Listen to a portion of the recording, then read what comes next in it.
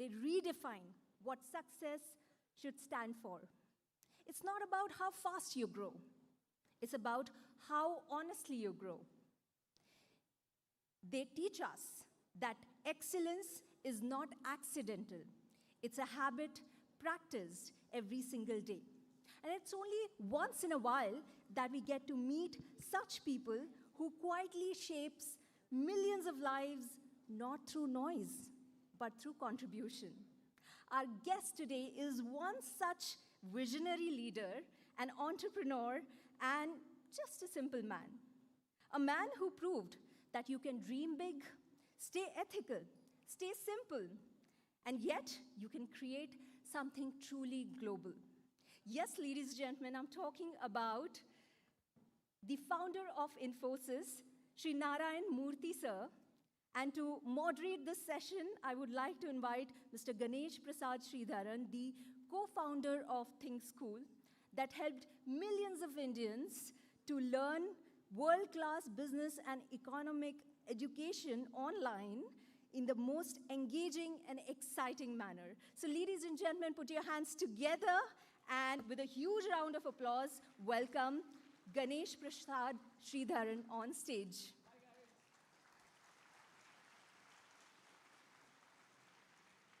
Hi guys, am I audible to everyone over here? Am I? Can you give me a loud yes? People, today we have a very, very special person, and I would like to take the chance to introduce him to you. Everybody knows Infosys today is a billion-dollar company, but very few people know how difficult it was to build a company back in 1981. Can you imagine what 1981 India was like? Anybody? Can you imagine what 1981 India was like? None of us were born, right? Some of us were born, I guess. Guys, back in 1981, India had no internet, no computers, and in order to get a landline phone, you had to wait for 7 to 10 years. Can you believe that?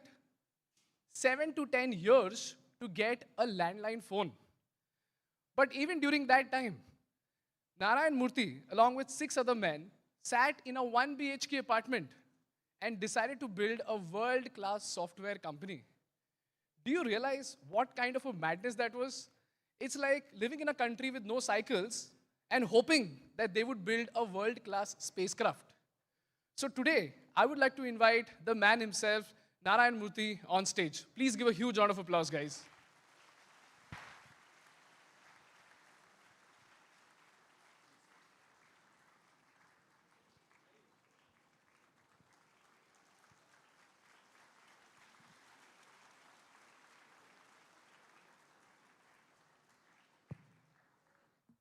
Well, before we start the conversation, let me say this, that the 2 hours that I spent with exciting students and enthusiastic teachers was an eye-opener. It clearly showed to me why IIT Bombay is a different animal from other IITs. It is the first time that I saw faculty members in every booth that I went. Their enthusiasm was no less than students. Therefore, I thank the director, I thank all the faculty members, and of course the students for this extraordinary time I have had. Shall we get started, guys? Shall we? So the first question that I have for you is about motivation, sir. Back then in 1981, I was just telling them that it used to take 7 to 10 years to get hold of a landline phone. And you thought of building a software company. Where did you find that motivation from? Well, you know, I was working in Paris in a real-time software company. We were building the information system for Charles de Gaulle Airport, which had not yet come up. It came up in 1974. And during those years, I observed Paris, I observed France, I observed London, UK, all of them. I was a strong leftist when I was a student in India. But when I went to France, my entire edifice of leftism crumbled because France was not leftist. Their people were healthy, people were reasonably prosperous, the trains ran on time, roads were clean, there was a lot of nourishment for people, etc. So my whole philosophy that leftism and socialism was the solution for our country crumbled very badly. And I decided to come back to India and conduct an experiment that proved that the only way a country can remove poverty is through encouraging entrepreneurs who convert an idea into jobs for people, who convert an idea into wealth for themselves and their investors, and most importantly, who pay taxes to the exchequer so that public good can indeed happen through the government. Therefore, I came back, I hitchhiked my way all the way from Paris to Amritsar. I took 11 months on the road, spending $3 to $5 a day. And I said, I'm going to conduct that experiment. And God was kind. And that's how Infosys was founded. Sir, back then, I read this story that you didn't have a computer for 2 years. Is that true? Well, those days it took about 2 to 3 years to obtain license to import a computer. It took 40 to 50 trips to Delhi to convince the Department of Electronics to give a license to you under the software export scheme. The banks did not recognize software industry because there was no collateral, and there was no possibility of IPO because there was an office called Controller of Capital Issues, who was a government officer, an IAS person. He did not understand how markets work, and he would not give you any premium on the par value. So therefore, yes, it was very difficult, very tough. But at the end of the day, if you have passion, if you have a goal that you believe in strongly, if that goal were to indeed help the country in some way, you will overcome all the problems.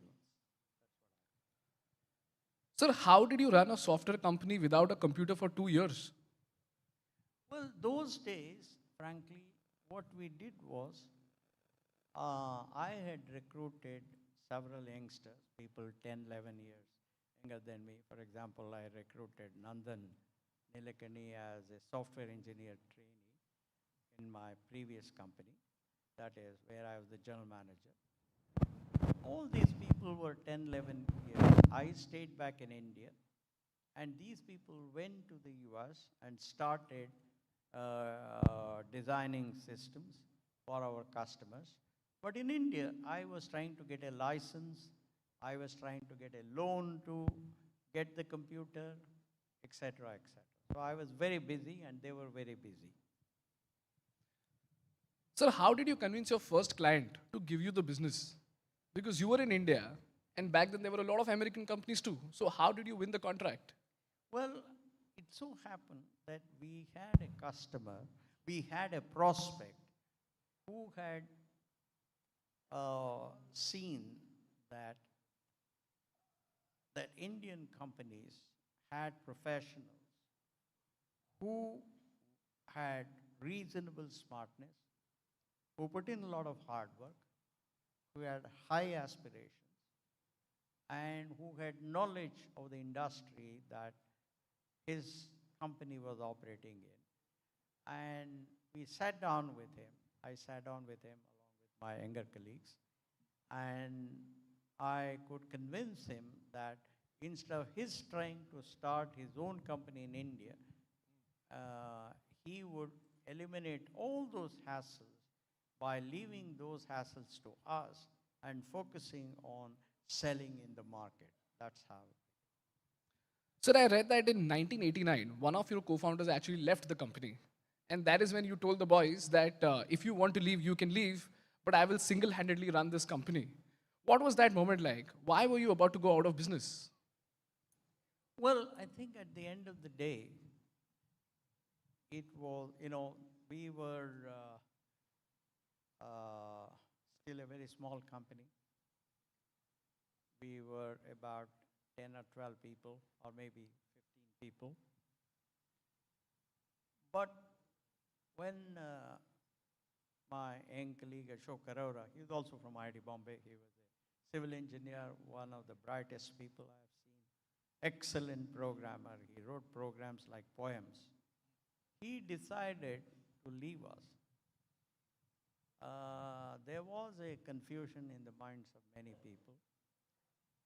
But because I had this passion to prove to myself and to others that you can start and run an ethical company, follow the best principles of corporate governance, and grow the revenue and make money. So I was able to convince my younger colleagues, and they were all very kind to agree to me. And when did the business actually pick up, sir?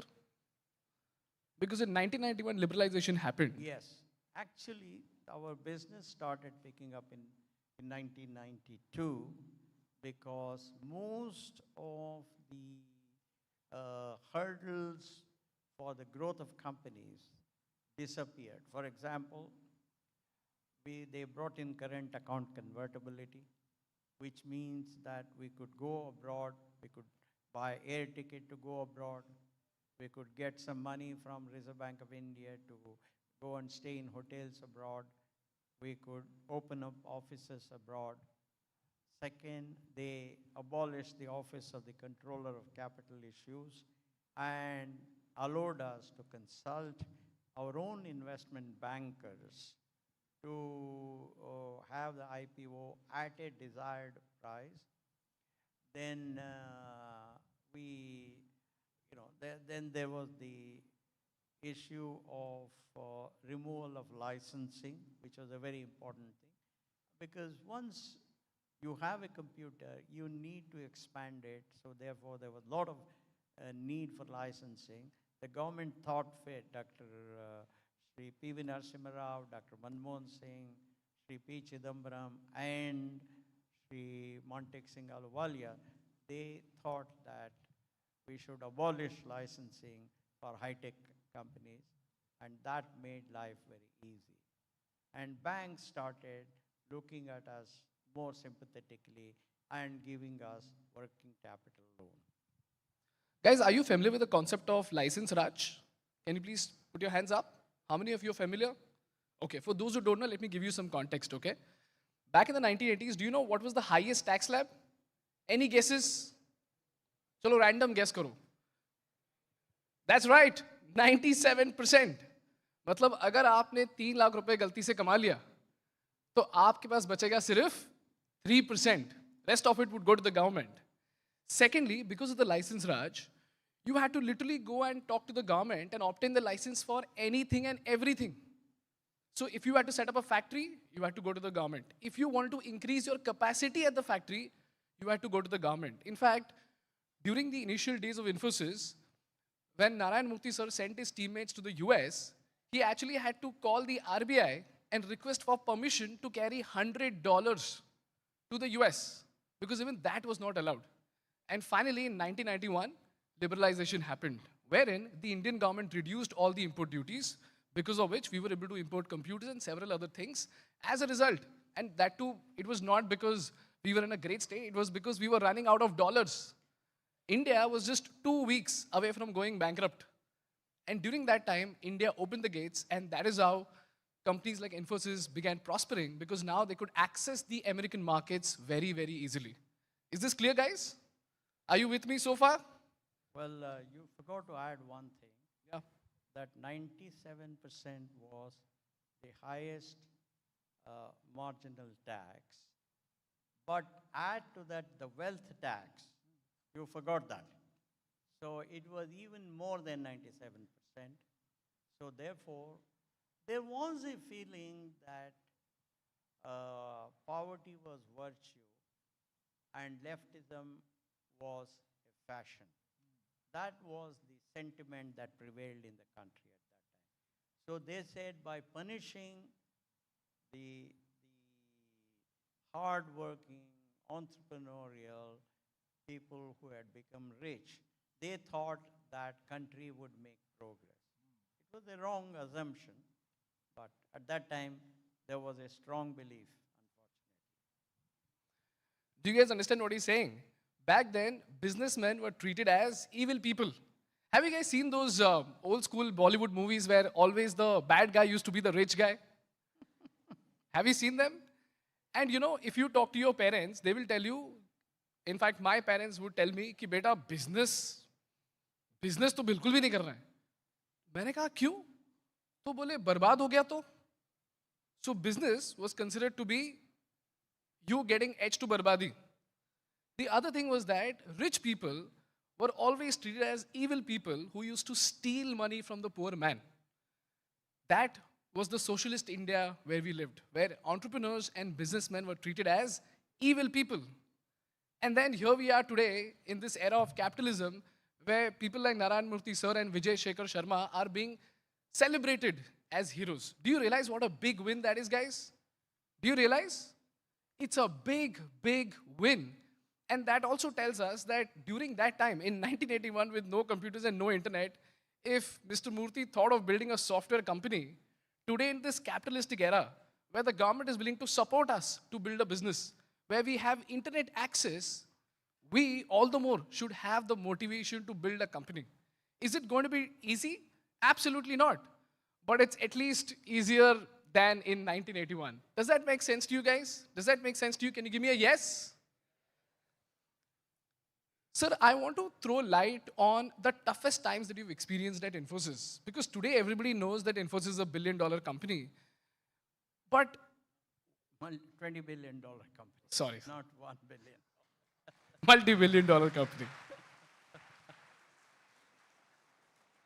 But sir, talk to me about your hard times. What were the hardest times that you saw while building Infosys? Well, in the beginning, it was very hard because none of us could even buy scooters, forget about cars.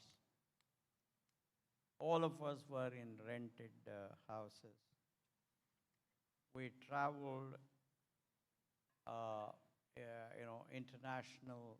internationally on economy. We stayed in very seedy hotels. Many times we spent the night at the airport lounge. In the morning, we would go and wash our face and go to the toilet and change our dress and go straight to the presentation. Invariably, we took buses from the airport to the city. We had dinner at McDonald's. In other words, we went through all, but none of it was a bother because we had a noble goal. We had a goal to prove to ourselves that even in India, you could build a world-class company, a company that is highly respected, a company that follows the best principles of corporate governance, a company that will receive accolades from the biggest corporations in the world. So when you have such goals, when you see that you are actually moving towards that goal, doesn't matter how fast or slow, then all your problems seem trivial. Sir, back then, what were your friends doing? They would have got fancy jobs, right? Yeah, I think most of them had good jobs, in large multinational corporations. But we were on a different trip. We had all agreed that short-term or medium-term sacrifice in favor of the larger interest would indeed bring better prospects for ourselves. That was the belief that we had agreed on. So we said, we will make those sacrifices, we will lead by example, we will be honest, we will use innovation, we will create, the best corporate governance standards in the country. So it didn't really bother us much about how our friends were doing. Then, unfortunately, we had our partners who were fully supporting us because they had also bought into this dream. Do you realize that's the perk of not having Instagram? Do you realize that, guys? Today, each one of us, we compare ourselves to all the friends that we have on Instagram. We might not have spoken to them in ages, but we see them taking fancy trips. We see all the travel creators traveling to God knows how many countries. And we somehow think to ourselves, when will I get that life? Isn't it? Deep down, isn't that the case, guys? Yes, no? Yes, no? There is one thing that I learned the hard way, and for Mr. Murthy, that was by destiny. When you're trying to chase your dreams, the best thing you can do to yourself would be to shut Instagram down. You know why? Because comparison is the killer of all joy. Do you understand what I mean? I repeat, comparison is the killer of all joy. Back then, while Mr. Murthy and the other 6 co-founders were building Infosys, they were witnessing hard times, but they didn't have Instagram to compare themselves to all the fancy jobs that their friends had, because of which they stayed committed to the dream. But this comparison, it often pushes us at the edge of instant gratification. We want success very, very quickly. And you will experience this very often, that just when your startup is about to pick up, an investor will come in and pour in $1 million. And he will tell you that I will help you boost this company. And during that time, you will see all your friends picking up funding and living a fancy life. And you will be tempted to walk into that belief.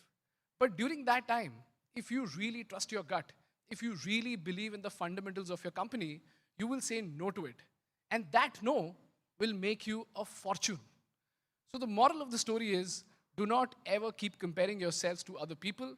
And while you are grinding, while you are trying to chase your dreams, the best favor you can do to yourself would be to shut Instagram down, unless you're building a social media company. Well, I think that is looking at one side of comparison or competition. There is a positive side to that. I still remember it was 1992. I met Shri Rahul Bajaj. Now it's late Rahul Bajaj. He used to be the chairman of IIT Bombay also. And I went and asked him, which management guru should I follow?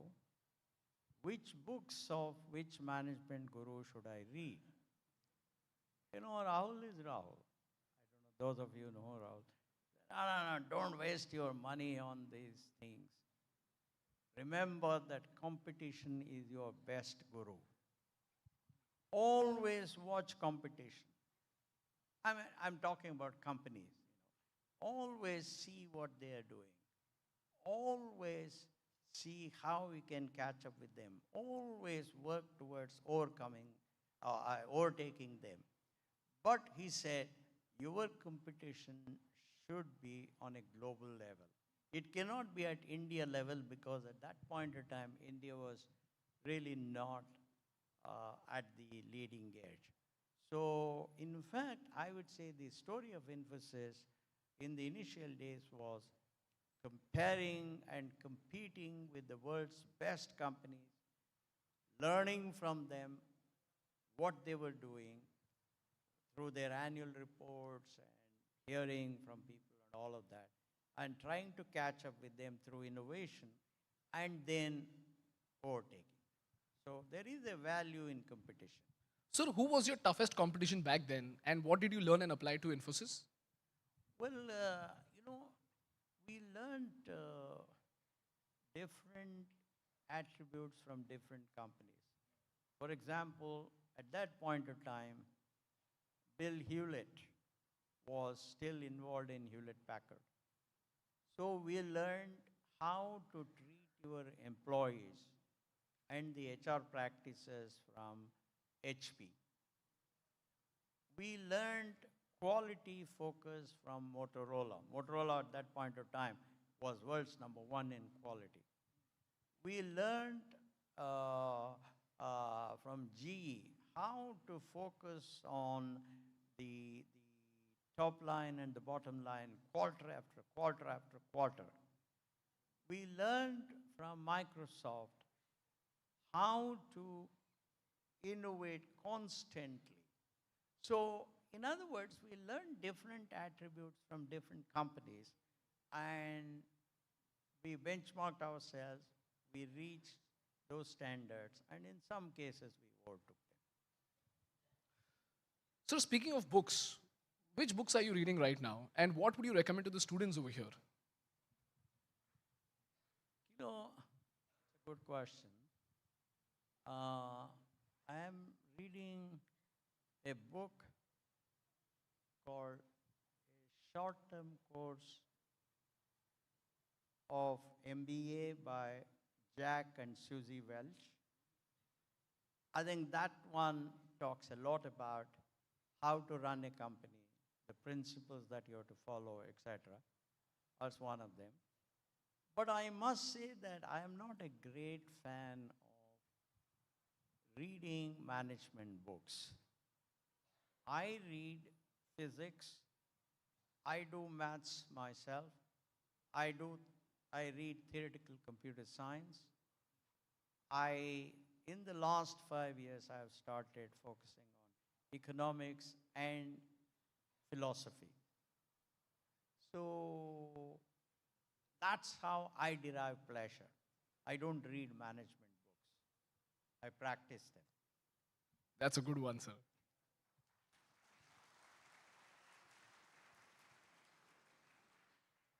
So today we are witnessing the AI wave. Where do you think India has the biggest of opportunities? Biggest?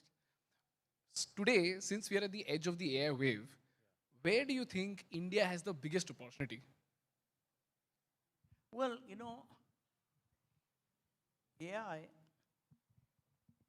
is a technology that will, if used properly, will help us improve our work productivity. It will make our life more comfortable.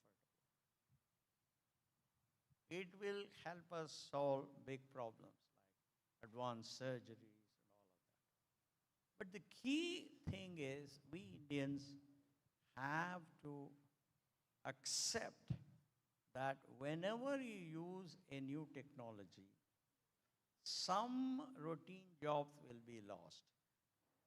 But as long as you use those technologies in an assistive manner, your corporation will grow. Your work productivity will improve. Just to give you an example, in 1971 in the UK, when the first core banking solution was introduced, the unions got very upset. At that time, the Prime Minister called a few professors from Oxford, Cambridge, Southampton, Manchester, and Edinburgh. And he formed a committee and said, look, why don't you people hold discussions with all these union people, answer their questions respectfully, provide them facts, and convince them that this computerization is good. They did that. Finally, the union agreed. The professor said, by automating the core banking activities, you can go home on time, because those days to close the book, even at 10 p.m. people were not able to close the book and they couldn't go home.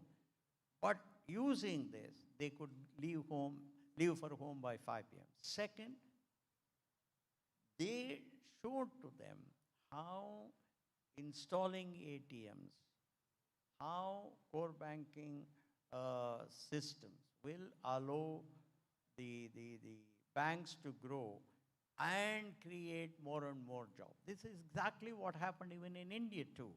As you know, it was towards the end of 80s that companies like Infosys and perhaps maybe iFlex, one or two companies, they developed core banking solutions. And the result was banks exploded. So many jobs were created. So many ATMs came into existence.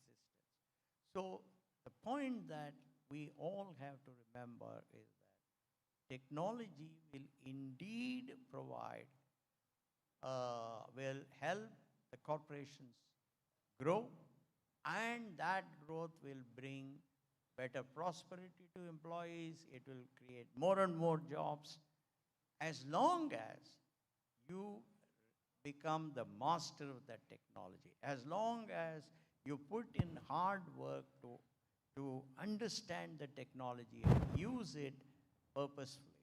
So that's what I. Sir, if you were 22 today, what kind of company would you build today? No, if I were 22, I would have become a teacher, because I come from a family of teachers. And we have, in our family, we have maximum respect for teachers, professors. So I don't think I would have become an entrepreneur. I would have become a teacher. And if today some kid wants to build a software company, what advice do you have for them? Well, first, you must think of an idea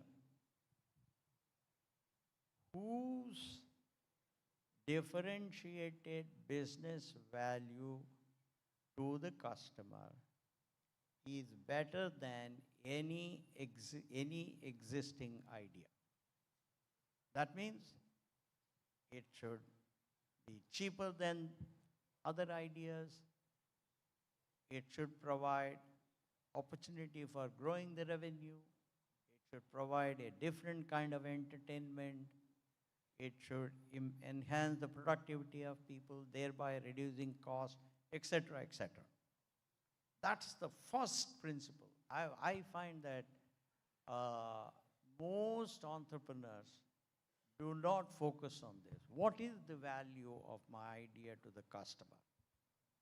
Only when you create a simple mathematical model to communicate what I term business value leverage or value leverage, then only you can compare it with other existing ideas. What is value leverage? As economists say, price is what you pay, value is what you seek. Therefore, value over price is the value leverage. Just to give an idea. Supposing both of us are trying to sell an idea, sell a product to you. I come to you and then say, look friend, my product costs 100 rupees, but I will demonstrate through my mathematical model that the value you get is 200 rupees. On the other hand, he comes to you and says, look, I have an idea which does exactly the same thing, but this is a superior idea because it provides 300 rupees value to you.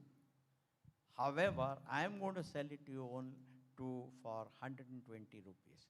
His value leverage is 300 over 120, which is 2.5. My value leverage is 200 rupees over 100 rupees, which is 2. I can assure you that you people will all buy only from him.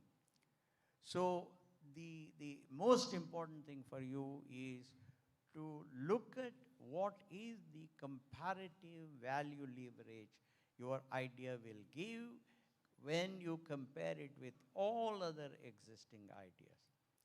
The second is you must conduct an inexpensive market survey. Unless you know that there is a market where people have enough disposable income to buy your product, you shouldn't proceed further. Because the success of an idea is only when people start buying your product or your service or whatever it is. And to do that, there should be disposable income, and people must find your idea attractive enough. Third, you must put together a team of people who have an enduring value system. That is the same enduring value system amongst all your colleagues. Because when you are in a startup, you're all working very hard. You don't have time to check whether that fellow is doing the right thing, whether he is putting his hand in the till, all of that, you don't have time. So therefore, trust is extremely important, and that trust comes only when every one of you has an enduring value system. Fourth, I would say that, well, actually it could be third, you must bring together a set of people who have mutually exclusive but collectively exhaustive set of skills, expertise, and experience. Talent is the most important thing for success other than market access. So I would say I can go on and on, but these are some of the things. Sir, you mentioned that one must do inexpensive market research before building the business. Can you give me an example of the same, sir? Well, I was talking to somebody, I use a diabetic patch on my arm.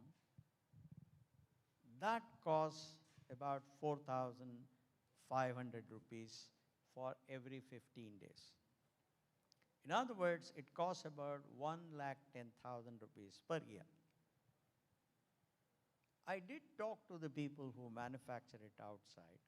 They don't manufacture it in India because there are very few people who can spend 1,10,000 rupees per year on a diabetic patch.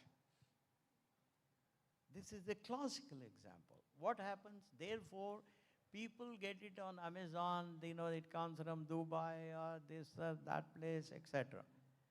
Only those of us who can afford will buy it.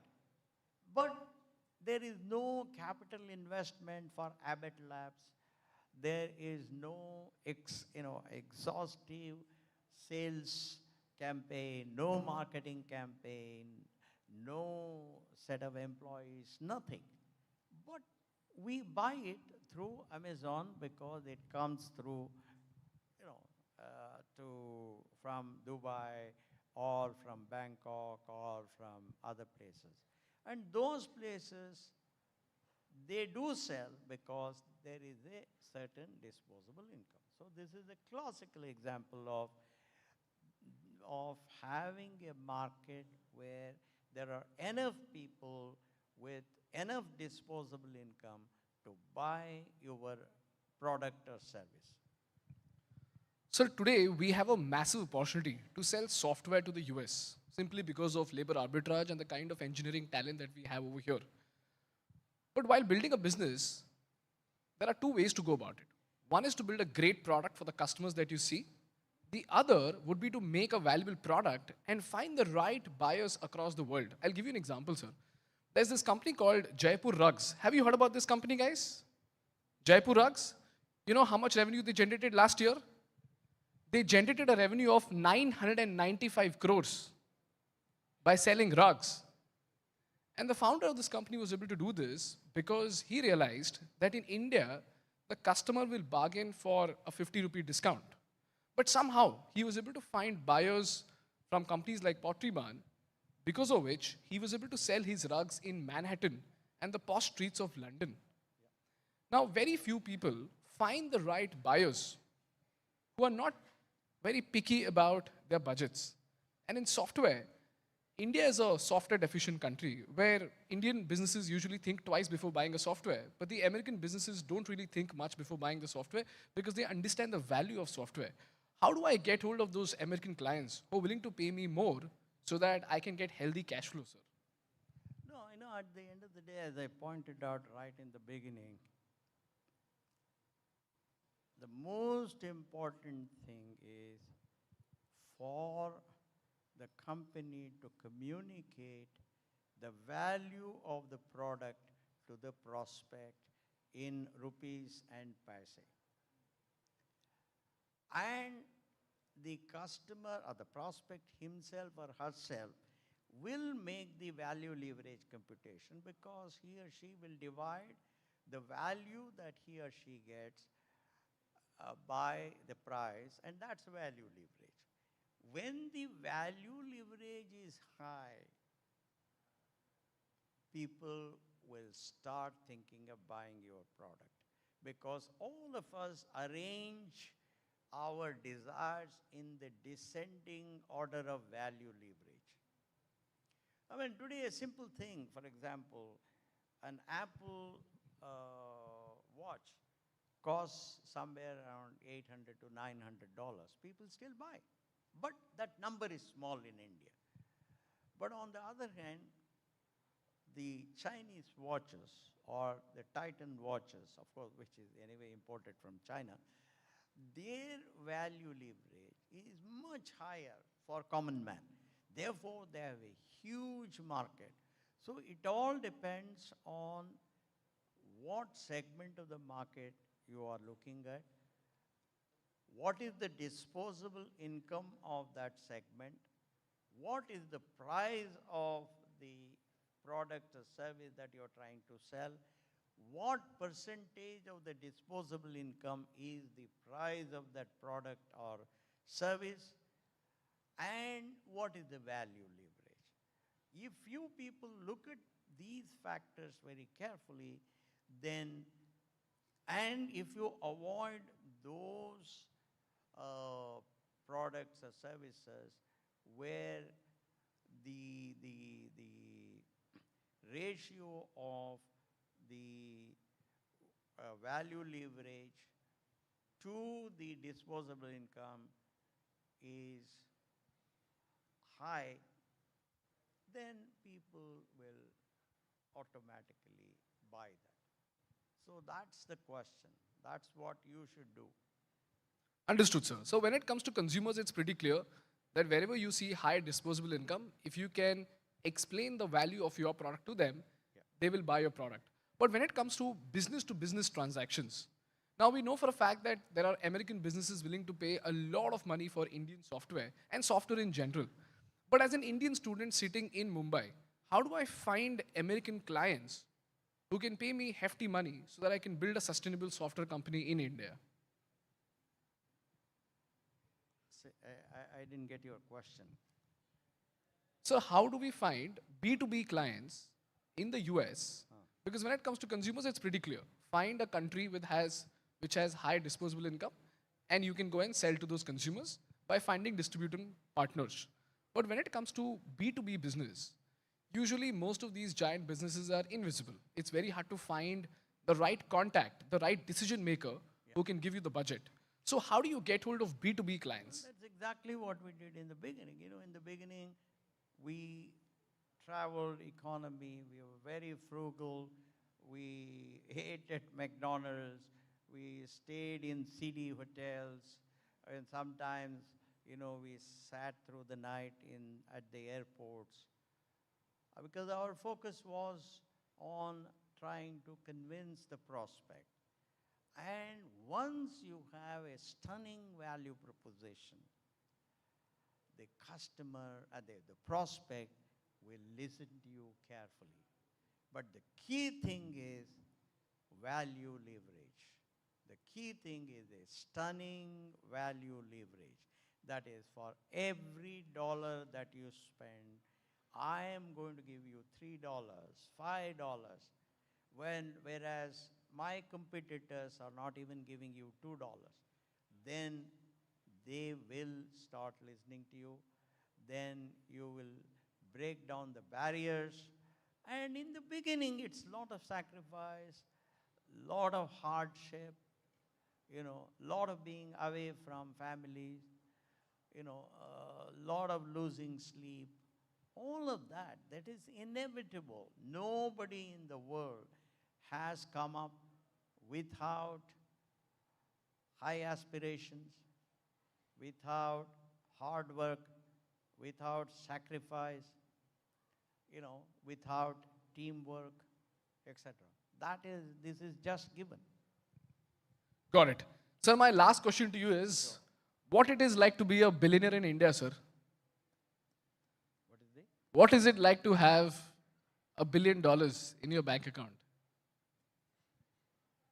You know, I don't know whether that has ever been an issue in my family, because I came from a poor family. Father was teacher, 8 children, grandmother. So we were 11 mouths to feed on the teacher's salary of 180 rupees per month. I'm talking of late 50s and early 60s. So we were very happy because there were so many kids, we would play a lot, you know, and we enjoyed small things in life. My mother used to say, if you want to be happy, you must learn to enjoy small things in life. So therefore, my wife and I,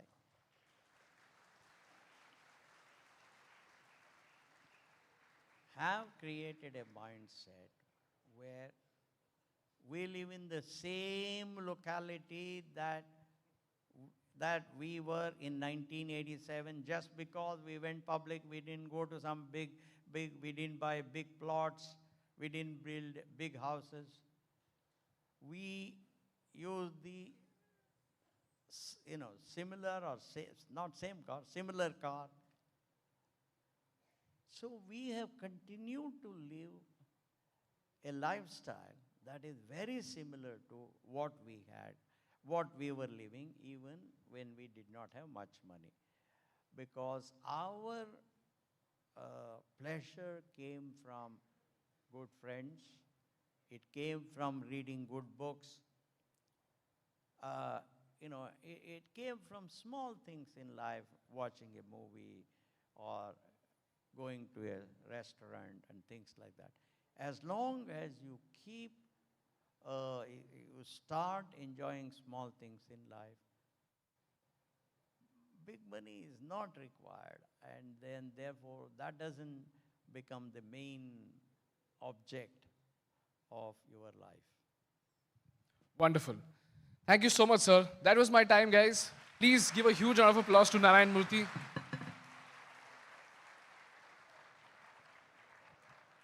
Thank you, guys. Thank you so much. Ladies and gentlemen, gentlemen, thank you so much. Let's stand and huge round of applause for Sri Narayan Murthy sir for gracing us with his presence, taking out time from his busy schedule. It means a lot, sir, for coming here and inspiring these young guns, these great minds of India. Well, ladies and gentlemen, it's time for me to call the Techfest representative and faculty advisor of Techfest to present the token of our gratitude and appreciation to Sri Narayana Murthy, sir. Please put your hands together and welcome the Techfest representative and faculty advisor of Techfest.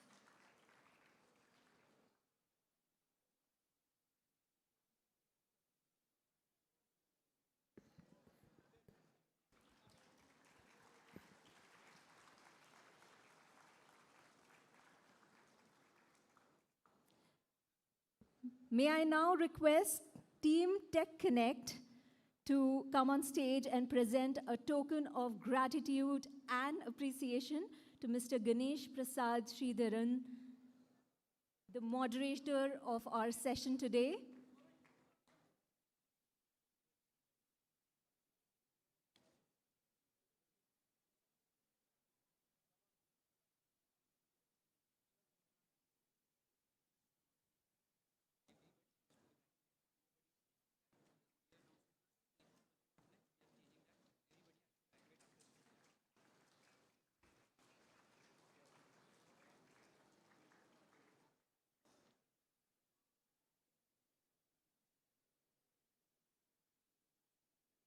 Thank you so much, everyone. Thank you, sir.